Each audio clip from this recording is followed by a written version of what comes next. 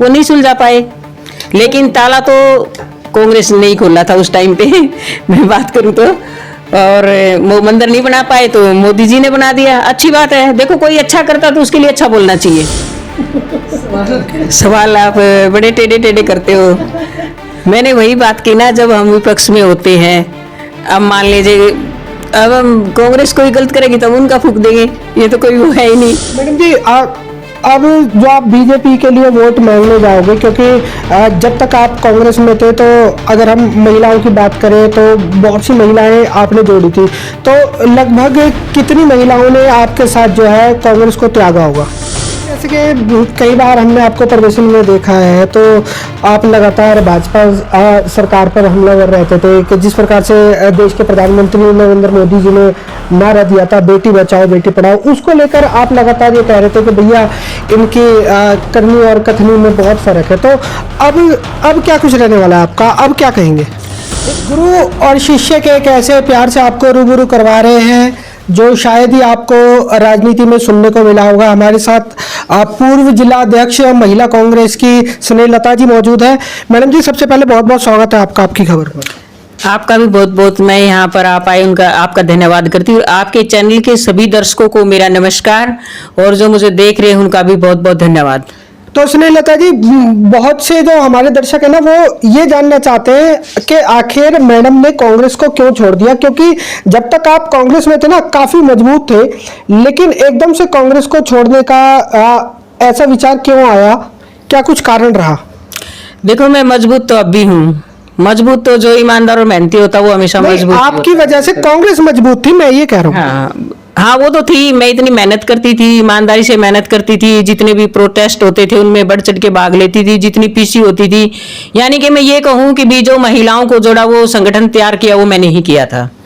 और अब मैं बात करूं कि जैसे मैं अभी बीजेपी में ज्वाइन होगी तो मेरी जो माता जी हैं सावित्री जिंदल जी, वो मेरी गुरु हैं, तो उन्होंने डिसीजन ले लिया तो मुझे भी बिना सोचे समझे अपने आप ही चले जाना चाहिए। तो माँ जी ने तो मेरे को कहा भी नहीं था। मैं उनकी बड़ी इज्जत करती हूँ और मैं इस मामले में उनका बहुत ही मतलब सराहनीय योगदान, या मैं ये कहूँ कि इतनी बड़ी सोच। उन्होंने कहा कि बेटा आपने बहुत मेहनत की है और आप कांग्रेस मत छोड़ो। मैं कहा नहीं माँ जी, आप नहीं है तो हम नहीं है आपके बिना, और मैं आप जहाँ रहोगे, मुझे पार्टी से इतना कोई वो नहीं कि भी आप जहाँ रहोगे आपका जो साथ होगा मैं वहीं पे काम करूंगी, और जब तक माँ जी जिस भी मतलब जहाँ भी रहेंगी मैं वहीं रहूंगी माँ जी के साथ। स्नेहलता जी, मैं आपसे जानना चाहता हूँ कि जिस समय आपने कांग्रेस को ज्वाइन किया था तब आपके पास क्या पद था? मैं जिला अध्यक्ष थी महिला कांग्रेस की। नहीं, जब आपने ज्वाइन करा था क्या सीधा आप जिला अध्यक्ष बने थे जब ज्वाइन किया था? मैंने जब ज्वाइन किया था तो मैं एक कार्यकर्ता थी। तो मैडम, एक कार्यकर्ता से जिला अध्यक्ष तक पहुंचने का जो सफर है वो कैसा रहा था आपका?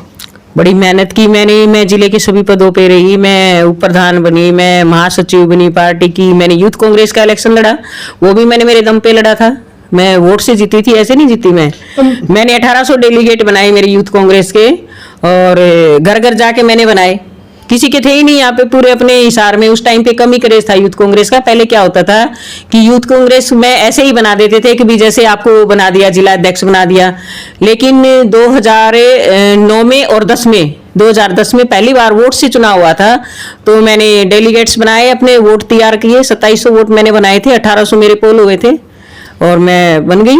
मैडम, मैं वही जानना चाहता हूँ कि आपने इतना संघर्ष किया और आज आप महिला कांग्रेस अध्यक्ष बन पाई और एकदम से आपने कांग्रेस को छोड़ दिया। फिलहाल अगर बात करें तो अभी क्या बीजेपी ने कोई पद ऑफर किया था, या जिस प्रकार से आप गए हैं भाजपा में, क्या कोई पद देने का वादे किया है क्या भाजपा वालों ने?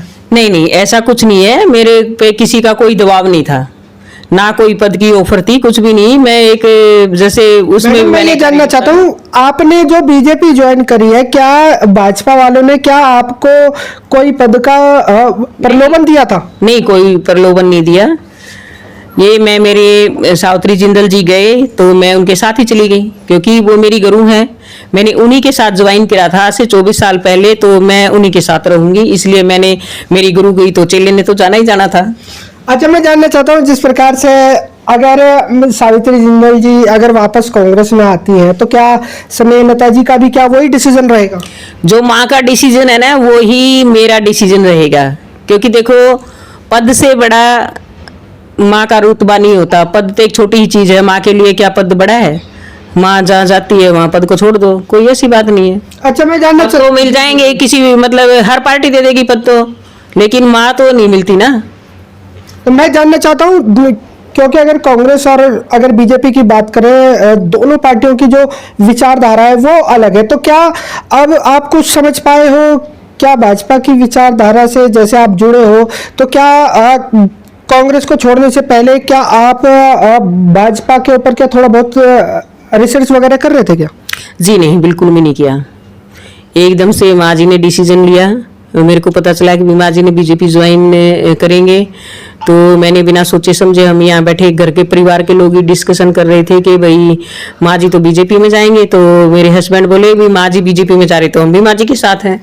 अच्छा मैडम, जैसे कि कई बार हमने आपको प्रदर्शन में देखा है तो आप लगातार भाजपा सरकार पर हमलावर रहते थे कि जिस प्रकार से देश के प्रधानमंत्री नरेंद्र मोदी जी ने नारा दिया था बेटी बचाओ बेटी पढ़ाओ, उसको लेकर आप लगातार ये कह रहे थे कि भैया इनकी करनी और कथनी में बहुत फर्क है। तो अब क्या कुछ रहने वाला है आपका, अब क्या कहेंगे? देखो कोई चीज हमें अच्छी नहीं लगती तो वो उस बैठ के हम डिस्कशन करेंगे उस चीज का, भाई उन चीजों को कहेंगे इनमें कुछ चेंज करो।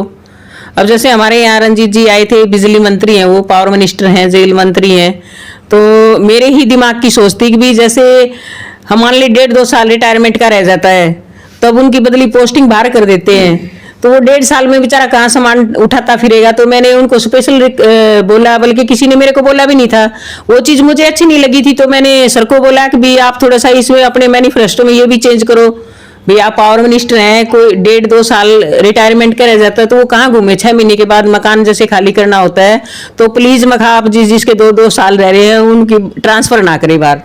तो मैडम जी अब जो आप बीजेपी के लिए वोट मांगने जाओगे, क्योंकि जब तक आप कांग्रेस में थे तो अगर हम महिलाओं की बात करें तो बहुत सी महिलाएं आपने जोड़ी थी, तो लगभग कितनी महिलाओं ने आपके साथ जो है कांग्रेस को त्यागा होगा?